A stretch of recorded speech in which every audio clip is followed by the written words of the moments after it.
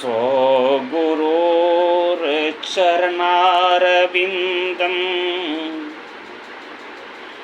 ध्येयं स्वगुरोर्चरणारविन्दं गेयं शुभां कलिमलोद्धरं सुवाक्यं नेयं मुदां यतिपरे परिपूज्यमानं भजामि चित्तरूपमजकबीरं गुरोर्ब्रह्मा गुरोर्विष्णु गुरोर्देवो महेश्वरः गुरोर्साक्षात् परं ब्रह्म तस्मै श्री सद्गुरुवे नमः।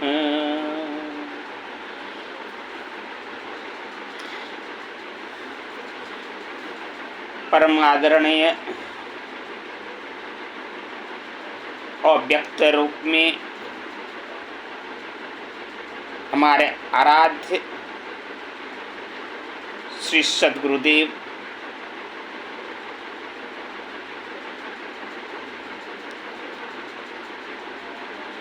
स्नेह और भक्तिमयी माता एवं बहनों, सत्संग का अनुरागी सज्जन वृंद तथा छोटे छोटे बच्चे एवं बच्चियों,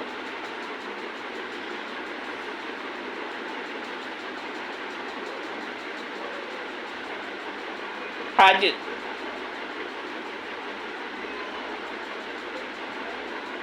मानव जीवन में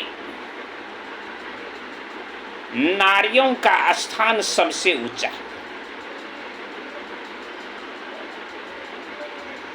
संतों ने कहा है कि नारी जिस देश की होती स्वचरित्र गुणवान, उसी देश को मिलता जग में सबसे उच्च स्थान। जगत में नारी रतन की खान, इसी खान से प्रकट भयो है ध्रुव प्रहलाद समान।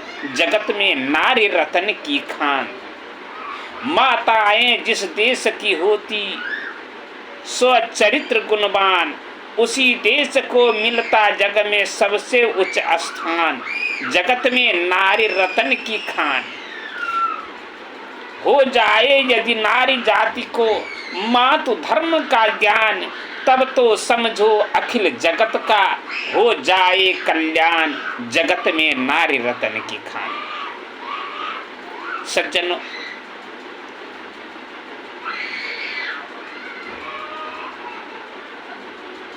इस संसार में नारी एक रतन की खान है। आज ये पूरे संसार की जो सृष्टि हुई है, अगर यदि नारी ना होती तो ये इतना बड़ा संसार देखने को नहीं मिलता।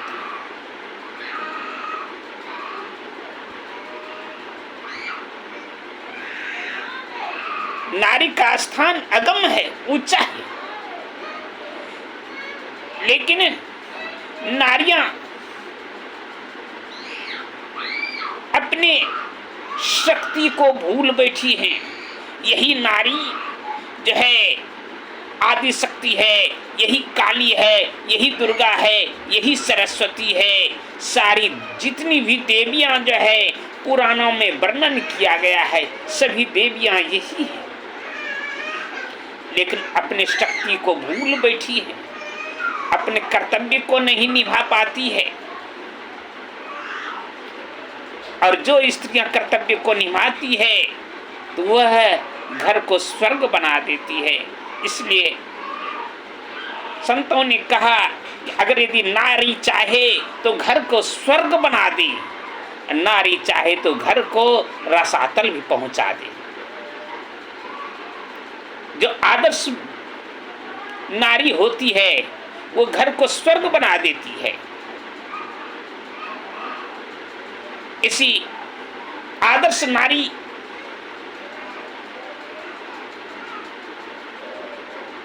के बारे में एक मुझे कथा स्मरण आती है, जिसका शीर्षक है आदर्श बहू। एक सेठ जी थे, उन सेठ जी को 7 पुत्र था। 6 पुत्र का तो पहले शादी विवाह हो चुका था।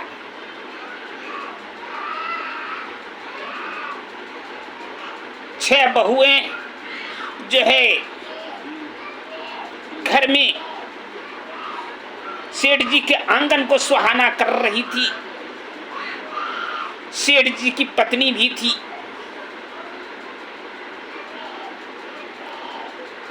और हाल ही में फिर ये छोटे लड़के की भी शादी हो गई। उस समय क्या था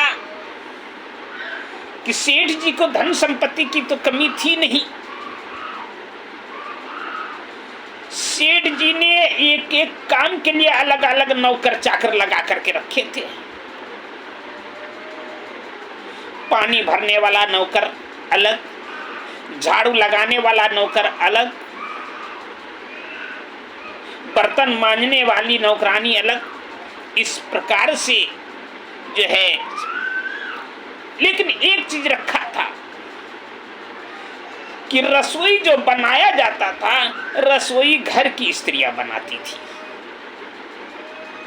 क्योंकि समझ रहे थे कि नौकर चाकर से अगर यदि रसोई बनवाएंगे तो वो अपने घर में भी बनाएगा, यहाँ भी बनाएगा, जैसे तैसे बना के चल देगा, अच्छे तरह से भोजन बनाएगा नहीं। उसको तो भोजन बनाने से काम है, अपनी ड्यूटी से काम है। कोई खाए अथवा ना खाए, वो सोचेगा कम ही खाए तो मेरा जो है बोझ हल्का हो। इसलिए घर की स्त्रियां बनाती थी। तो घर की स्त्रियों में वो 6 बहुएं जो थी वही बनाती थी। उसमें भी ढिसमिस दोनों, यानी 6 वो जो है बहुओं में कौन खाना बनाएगा, कौन खाना बनाएगा, थोड़ा झगड़ा झंझट होते रहता था। इसलिए वह क्या कर दिया गया कि सबों की बारी लगा दी गई। सबकी बारी लगा दी गई, सब अपने अपने बारी में भोजन बना रही थी। अब उसमें भी झंझट, किसी की किसी दिन अगर यदि तबीयत खराब हो जाए तो उस दिन भोजन बनेगा कि नहीं बनेगा कोई भरोसा नहीं। क्योंकि कह देती थी कि मेरे बारी में वो नहीं बनाती है तो मैं उसके बारी में क्यों बनाऊं। इस तरह से घर चल रहा था।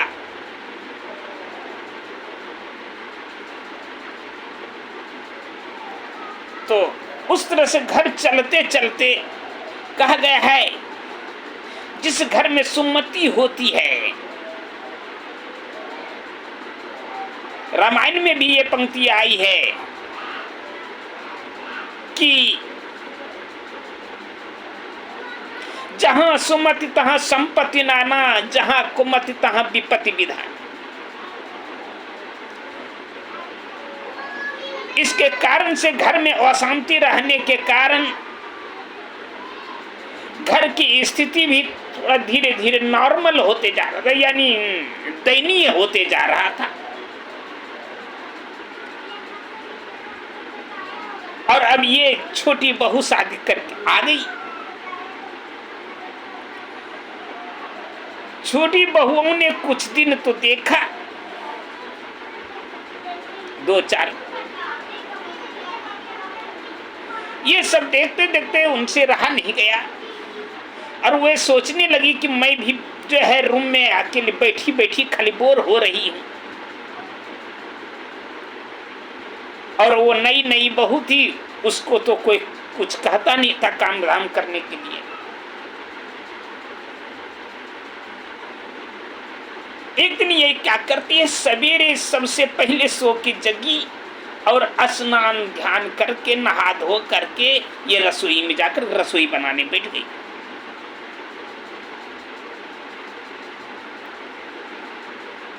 वह जब ये जेठानी लोग देखती है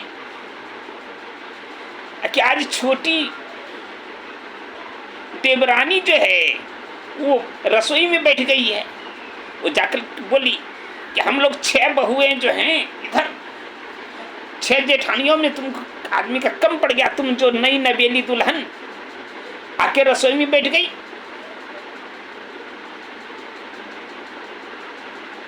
का क्या होगा, मैं भी तो बोर हो जाती हूँ, मुझे बनाने दीजिए। वो 6 बहुएं सास के पास चली गई, देखिए वहां वो खाना बना रही है। सास आई, क्या बहू तुम क्यों बैठी?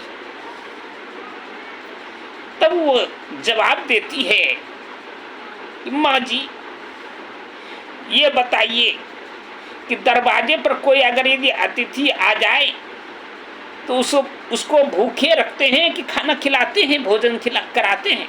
नहीं, भोजन, वो तो भोजन कराना पुण्य है, वो तो भोजन कराना चाहिए। का दरवाजे पर जो अतिथि आ जाए उसे भोजन कराना पुण्य है, और घर में जो इतने सारे लोग हैं इनको भोजन कराना क्या, ये पाप है?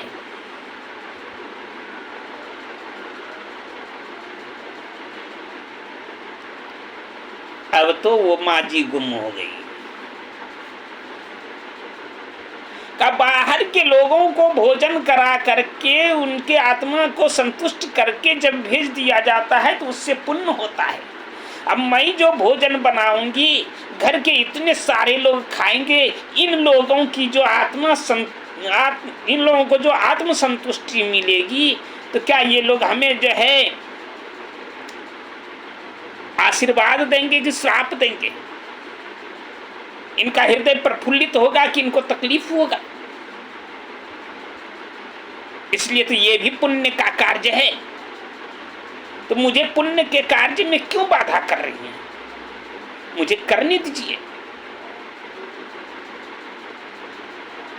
आज से भोजन बना करके मैं ही खिलाऊंगी, आज से मैं किसी को भोजन नहीं बनाने दूंगी।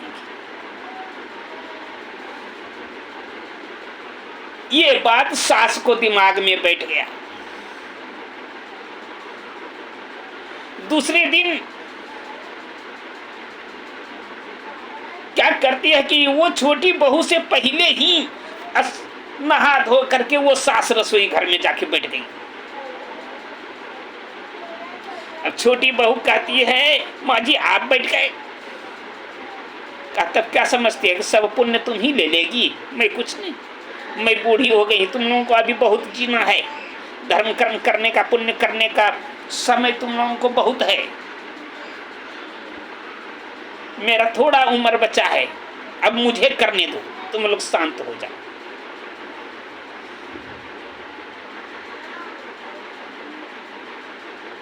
सब जेठानियों ने ये सब बात सुनी। अब तो उस घर में लौटने लग गया। जो सबसे पहले जग जाती थी वही जो है नहा धो करके झट से रसोई में बैठ जाती थी। अब ये छोटी बहुएं सोचती है ये खाना बनाने का काम तो मेरा छूट गया, अब मैं क्या करूं? तो घर में एक चक्की था, आटा पीसने वाला, गेहूं पीसने वाला। वो चक्की लेकर के अपने रूम में और बैठ गई आटा पीसने लगी। ये जब सास देखती है, सास जाके कहती है बहू तुम ये क्या कर रही हो?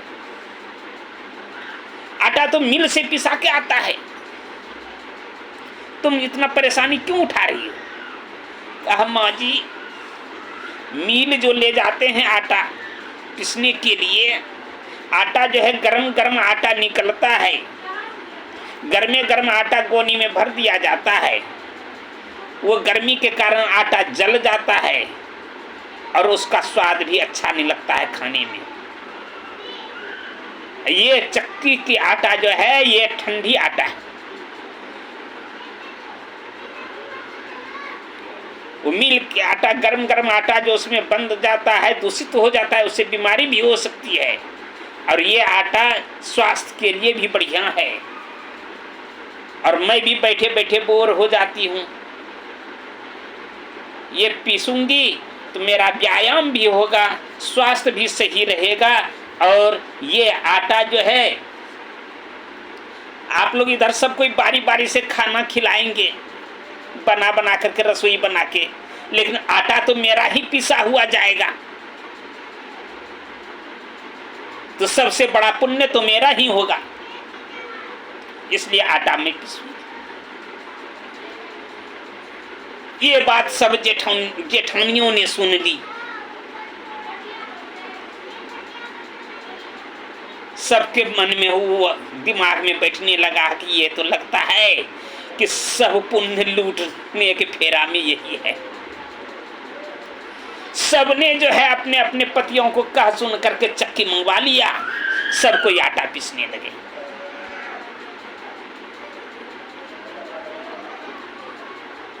अब तो जरूरत से ज्यादा आटा पिसा जाता है, वो आटा का होगा क्या, आटा बहुत जमा हो गया।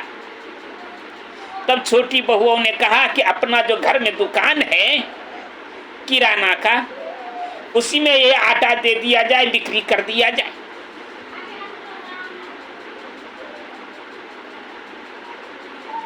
अब सब मिल करके आटा पीसती है और दुकान में दे दे करके सबको बेचना शुरू कर देती। इस प्रकार से अब घर की स्थिति जो दयनीय होती जा रही थी, अब उसमें भी सुधार होना शुरू हो गया।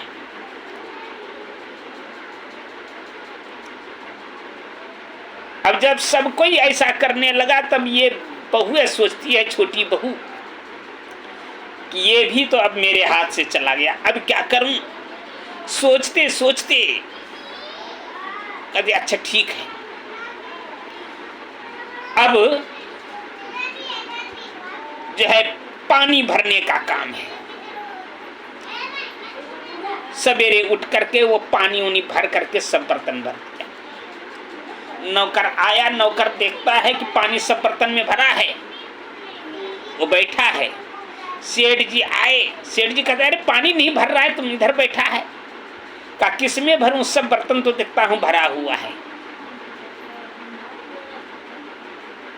हो गया। सेठ जी कहते हैं अरे कौन पानी भर रहा है भाई इस तरह से, तब तो इसी तरह से पानी भराएगा तब तो ये नौकर निकम्मा हो गया, इसे जवाब दे दिया जाए। छोटी बहू कहती है नहीं पिताजी, ये नौकर को जवाब नहीं दिया जाए, घर में बहुत काम है, अनेक गृहस्थी का काम है, उसमें इनको लगा दिया जाए, भगाया नहीं जाए किसी को। हो गया। अब पानी भी का क्यों भरी, पानी भरी क्यों, पानी में भी वही बात कहती है कि पानी पिलाना भी तो एक पुण्य है। मेरा पानी पी करके सब संतुष्ट होगा। और सब कोई पानी भी भरना शुरू कर दिया। अब झाड़ू लगाने का काम है, झाड़ू लगाने में भी वही बात हो गया उसी तरह से। अब झाड़ू भी सब कोई, यानी जहां होता था पहले कि ये काम हम नहीं करेंगे, ये काम हम नहीं करेंगे, आज उसी घर में हो रहा है ये काम हम करेंगे, ये काम हम करेंगे। इस तरह से वो घर का सुधार हो गया।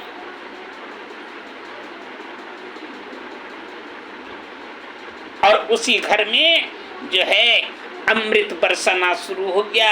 वह घर एकदम कहाँ झगड़ा झंझट होते रहता था सब में, कितना सुंदर अब सब में जो है मेल हो गया। सब कोई एकदम एक दूसरे से मेल जुल से रह रहे हैं, घर को स्वर्ग बना कर।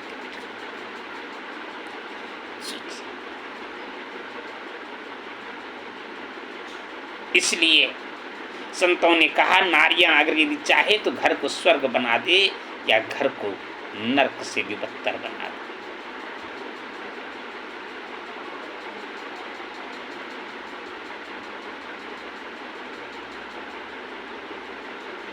अब क्या था, वो छोटी बहुएं जो है बर्तन मांजने का काम ले ली। बर्तन मांजने लगी। नौकरानी आई, देखी बर्तन मांजा हुआ है। सास बोलती है छोटी बहू से कि तुम जूठी बर्तन क्यों मांज रही हो। ये कहती है कि महाभारत का कहानी जानते हैं, पांडवों ने जब यज्ञ किया था तो सबसे पहले कृष्ण भगवान की पूजा हुई थी, और वही कृष्ण भगवान जो है उस यज्ञ में भागीदार बनने के लिए, अपना श्रम देने के लिए क्या काम किया था, जूठी पत्तल को ही उठाया था। कितना पुण्य। इसलिए ये काम तो मैं ही करूंगी। अब वो काम में भी हो गया, मैं करूंगी। वो भी सब करने के लिए जब ये करने लगे, तब वो क्या कि झाड़ू लगाना शुरू कर दिया। क्या तुम झाड़ू क्यों लगा रही हो नौकर? तब बोला, रामायण की कहानी जानते हैं?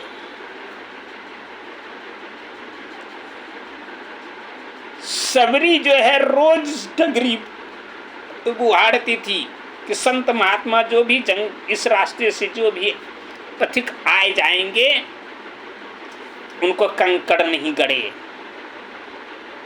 जो भी संत महात्मा आएंगे जाएंगे उनके पैर में कुछ असर नहीं होगा, और डगरी को बिल्कुल साफ किया करती थी।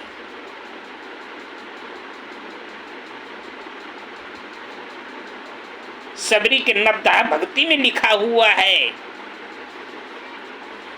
कि सातम सममोही मैं देखा, मोह से अधिक संत कर लेखा।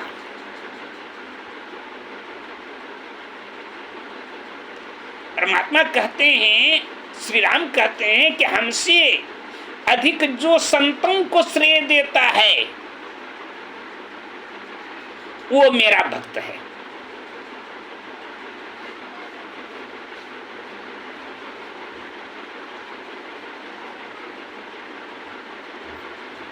तो हमारे घर में इतने सदस्य जो आते जाते हैं, ये तो मेरे लिए जो है देवतुल्य हैं। ये मेरे लिए तो संत महात्मा के समान ही हैं। ये इस पर जो चलेंगे तो क्या हमको इससे पुण्य नहीं होगा? ये भी पुण्य का काम है, इसलिए इसे तो मैं ही करूंगी। वो झाड़ू लगाने में भी सब जो है हम करेंगे। इस प्रकार से अब वो घर में जो है सब बहुएं, घर के अंदर का जितना काम था सब आपस में वही करने के लिए आतुर हो गई कि ये काम हम करेंगे। अब घर के अंदर वाले काम में किसी नौकर चाकरों की जरूरत नहीं। सोच सकते हैं पहले क्या घर था, और वो आदर्श बहू आकर के घर को कौन सी सीढ़ी पर चढ़ा करके रख दी।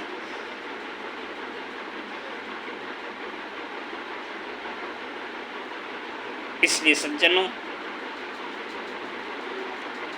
ये आदर्श बहू की कथा जो है, इस कथा को सुनकर जो है अपने जीवन में इसे उतारने का प्रयास करें। जहां तक कि माताएं बहनें जो भी YouTube के माध्यम से सुन रहे हैं, इसे अपने आप में अवलोकन करने का प्रयास करें तो आपका घर स्वर्ग से भी सुंदर हो जाएगा। और सबका सम्मान करना सीखें। बड़ों का सम्मान, सास ससुर का सम्मान, जेठ जेठानी का सम्मान, सबका सम्मान करने का प्रयास करें तो आपका घर स्वर्ग से भी सुंदर हो जाएगा। और आप जो है परमात्मा के शरण में जाने का भागीदारी बन जाएंगे। आपका यह जीवन धन्य धन्य हो जाएगा। यही सबसे बड़ा तीर्थ है, यही सबसे बड़ी पूजा है। पूजा का अर्थ ही होता है सेवा। पूजा का अर्थ सेवा होता है। सिर्फ वो फूल और अगरबत्ती चढ़ाने से, बेलपत्र चढ़ाने से पूजा नहीं होती है। कर्म ही पूजा है, कर्म से पूजा होनी चाहिए।